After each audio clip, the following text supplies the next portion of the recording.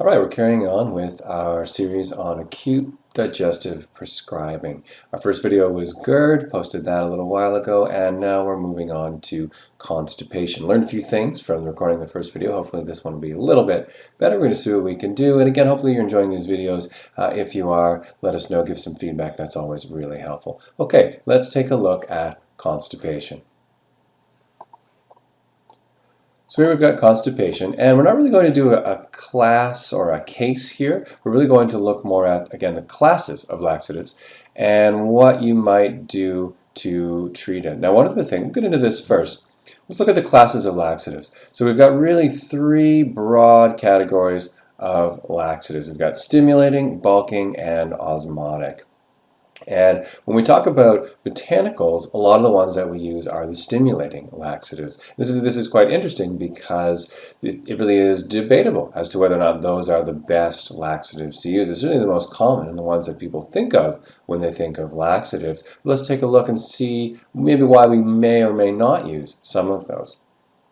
Here's what we want to remember. Anthraquinone based. So all of the laxatives that are stimulating, at least the ones that we use botanically, are anthraquinone based. Or often we say anthraquinone glycosides. This is a really important constituent class to remember. Anytime you see this in a monograph, you can know very comfortably that it's going to have some, at least some, sometimes a very strong degree of stimulating laxative property. This is what it does. It irritates and stimulates the tissue of the small and large intestines. Senna, rhamnus, and rheum are probably the most common ones. Senna or Cassia. Cascara sagrada, that's Cascara here, that's rhamnus. These are the ones that people know. These are the ones that they use often. These are often available as over-the-counter medications that people can go into a drugstore and they can use these. And they do work. There's no question about that. They work, and they pretty much work every time. One of the challenges with stimulating laxatives, though, and this is important to remember, is that they do foster a dependence. So if you use stimulating laxatives, you want to use them sparingly. If you do get into the habit of using them every day, you'll start to see there's a decrease in efficacy. And there are also some other things that can happen. We get pseudomembranous colitis is another condition that we get where we overuse stimulating laxatives. So I'll even go ahead and say this right now. I never use botanicals as stimulating laxatives in practice. I think there are better options that we can use. Let's look at what some of the other options are for laxatives. Bulking laxatives are ones that we're pretty familiar with. These are often our non-soluble fibers. Usually they also act as demulcents. The easiest things that we can think of here that are included, things like large flake oats, psyllium, flax, and wheat bran. These are, if you also go over the counter, you get these all the time. These are very popular. They pretty much, as the name implies, they bulk up the stool and they help facilitate things moving. The challenge with these is that if there's any kind of obstruction, which really isn't that common, but if there is any kind of obstruction, bulking laxatives can often make things worse. A lot of people find if they take just the right amount, it helps things move, and it helps things move smoothly again, because most of these are also demulcent. However, some people do find these are a little bit heavy and maybe not the best way to do it. Let's look now at osmotic laxatives. Osmotic laxatives are definitely my preferred way to achieve a laxative action. And again, we should highlight that these videos, we're talking about acute digestive prescribing. Constipation is, I can't think of a single case where it's not a symptom of something else. And sometimes we can correct that and sometimes we can't. Most of what we see in practice, though, we can correct. And the most important thing we do in constipation is say, okay, we've got constipation. Why do we have constipation? Is it a failure of absorption? Most of the time when we look at constipation, it's a matter of things moving slowly as a physiological trade-off to try to increase transit time, to increase absorptive capacity of the small intestine. And so one of the first places we look when we see constipation as a symptom is how is digestion and how is absorption. If someone's consuming things or foods to which they're sensitive, that can damage the villi, that can impair absorption. So we want to look first at what's the cause. When either we need to treat a symptom, as in someone says, I haven't had a bowel movement in 3 days, I have to do something now, my preferred way to do it is through osmotic laxatives. Otherwise, we try to treat the cause. Now, there are some notable advantages to osmotic laxatives. They work by drawing water into the bowel to flush the contents. They're not more complicated than that. The nice thing there is that they don't, you don't have to worry about obstruction if that's a consideration. They're often faster acting than the bulking. The stimulating can be pretty fast acting sometimes, depending on how you're using them and how much you're using them. They avoid the risk of tolerance and dependence. There may be mild tolerance that develops over time, but truthfully, I've seen some people that do use these long term, even though we should be working on the cause, and they seem to find a steady dose that helps them stay regular.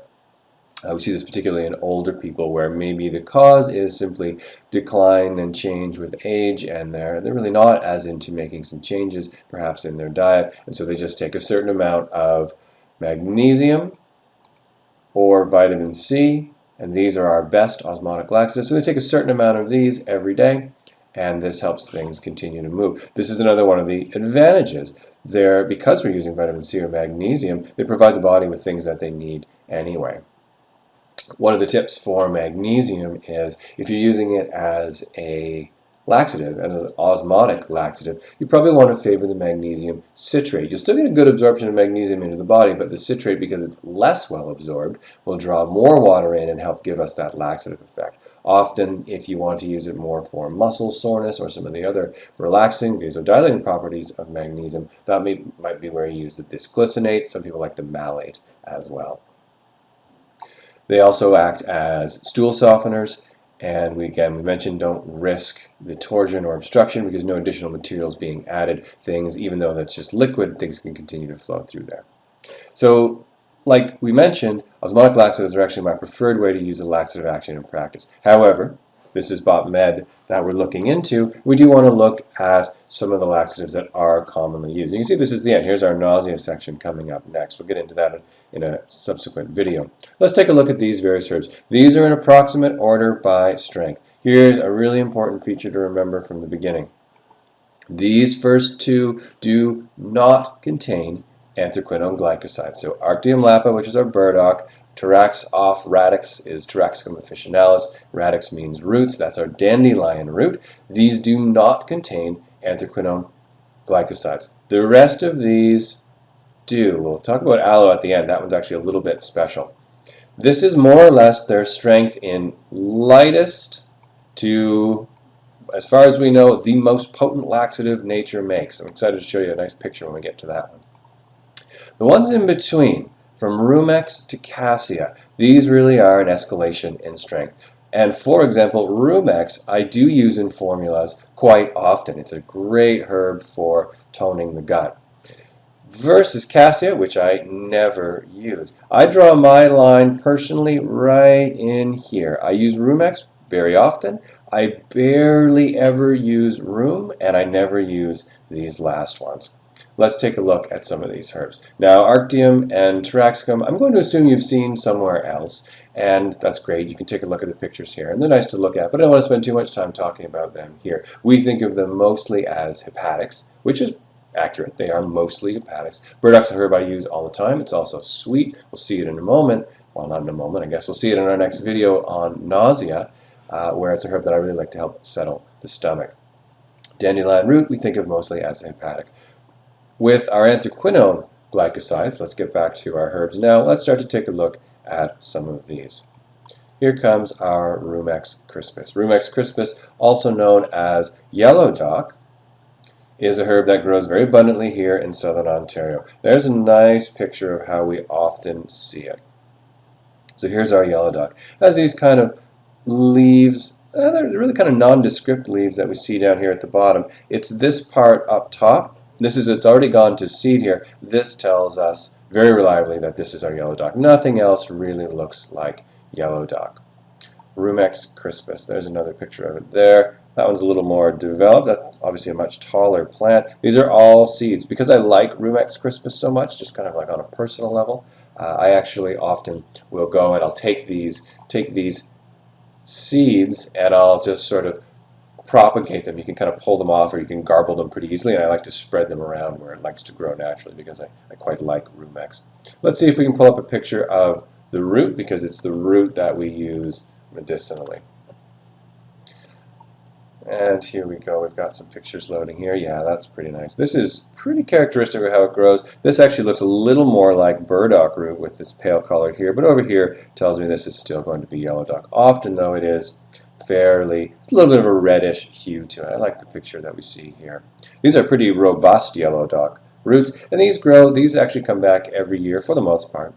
And we can harvest them every year. You may want to, I'm not actually sure the answer on this, you may want to let them grow for a few years. I'm not positive if that makes much difference as we go. So it's the root that we use, and this is a herb. If you're not familiar with this herb, this one has a very characteristic smell and flavor. There's really not anything else like it. Well, some of the other anthraquinone glycoside containing herbs do have a similar smell, which probably tells us that's what we're smelling. But yellow dock has something else quite unique to it. There's a nice one there. That's a very characteristic looking yellow dock root. I can almost imagine breaking that and then smelling that and having that. Really, it's almost like a red, I don't know why, but I think of it as like a red smell to it. Red, yellow, rusty kind of herb. So this is our yellow dock. Great herb, grows in southern Ontario, propagates well. Wonderful herb. I really like it for toning the gut. So this is the herb that I think of most in terms of toning the gut. So if we've got a leaky gut presentation, this is something that I really favor. And although we're talking about it in terms of its ability to treat constipation, we also use it to treat loose stools. And you want to get the balance right because it does act as a laxative. But when we see that IBS-like pattern of alternating constipation and diarrhea, this is a herb that helps us treat that. I really like the term leaky gut, but it's fairly accurate. This helps us treat that leaky gut presentation by toning the fluids of the gut. So this is a herb I like quite a bit. Let's go back to our list here. Rheum palmatum, I really just think of as Rumex crispus senior. It's kind of like take everything that Rumex does and then dial it up 3 more notches. Now they're not related, they're quite different herbs. Rheum is also known as turkey rhubarb. There's a nice picture there. Turkey rhubarb, and does make these darkened stalks. This one is definitely more powerful, that's for sure. And I do sometimes use this in formulas. There's another nice picture there. I do sometimes use it in formulas, but I do it fairly cautiously and also only where indicated. Now, in this one, I would not use this where there was a pattern at all of loose stools. It does have the similar toning properties as yellow dock, but it is stronger, and this one can actually be, there's a nice picture of sort of what it looks like when we get it. It's a little thicker in the root as well. This is probably the TCM version, Da Huang I think it's called. So that's our Rheum palmatum, our turkey rhubarb. Rhamnus frangulus, now this one, I think most of you, if you've been on any of our botanical walks in the fall, you've probably come across our Rhamnus frangulus, which is buckthorn. There's a nice picture right there. So if you remember from our walks, you would have seen this. That's a great looking picture of our buckthorn. Sometimes alder buckthorn, I'm not sure it makes a huge difference. I can tell you that the berries of both of them are very laxative. We do sometimes use the berries. They're more acute though. Often it's actually the root and the bark that we use. Actually, I don't know so much about the root. Let's look at the bark. It's usually the bark that we use. Yeah, there we go. That's exactly what it looks like when we get it. So if you order some buckthorn or some Rhamnus frangulus, that's about as good as it gets right there. That is the bark that we use. Potent laxative, not one that I use really at all. I just don't, as I've already mentioned, I just don't really like the stimulating laxative. So if I feel like I need a laxative that is as strong as this herb, I actually favor, again, the osmotic laxatives, and I just put this one off to the side. Let's head back. Rhamnus persiana, this one you will definitely hear about. This is Cascara sagrada, and that's just the Spanish name for it. Sacred bark, and it definitely is a potent laxative. I can't say I've never prescribed this to a patient, and I've never personally tried this, but lots of patients will have tried this one. They know it pretty well. There's not too much to show here. Let's again see if we can pull up the bark on this one, and that should show us what it looks like when we do see it. Yeah, there we go. So it looks pretty similar, and they're obviously quite similar. That's a good picture there. Let's take a look. There's our Cascara sagrada, our Rhamnus. Yep, That looks pretty good. Very potent laxative. Don't mess around with this one unless you want to get things going. Let's head back. Cassius senna is probably, this is often known as Senecot. I believe that's one of the trade names that it goes by. And this one is probably the most common over-the-counter. We use, usually it's the seed pods that we use from senna. It makes it fairly easy to use and fairly easy to harvest. I haven't harvested this myself, so I can't say. I have seen it. I've never seen it in the wild. I don't know that it grows or grows easily around here. But this is senna or Senecot, and there's not a lot more to say about it than it's a potent laxative. It doesn't, unlike some of the other herbs that we've seen, it doesn't really have a lot of other action, certainly not anything else that we use it for. Now here's the one I was kind of excited because this is the first time I've really seen a good, kind of cool picture of this. Here's our aloe. Now we all know aloe, and I really like this here. So this, we see, that's our aloe gel. That's the gooey stuff that we like so much, and this is a great demulcent, and we definitely use this in constipation as a demulcent. We use it really in anything where the GI could use a little bit of soothing action. But this yellow goo here, this is what I've been looking for a while. And in this little part of the leaf right here, I don't know if those are quite the veins that carry it or not, there is this yellow latex. This is why you can't just bite into aloe. If you did, you would be taking in one of the strongest laxatives we know.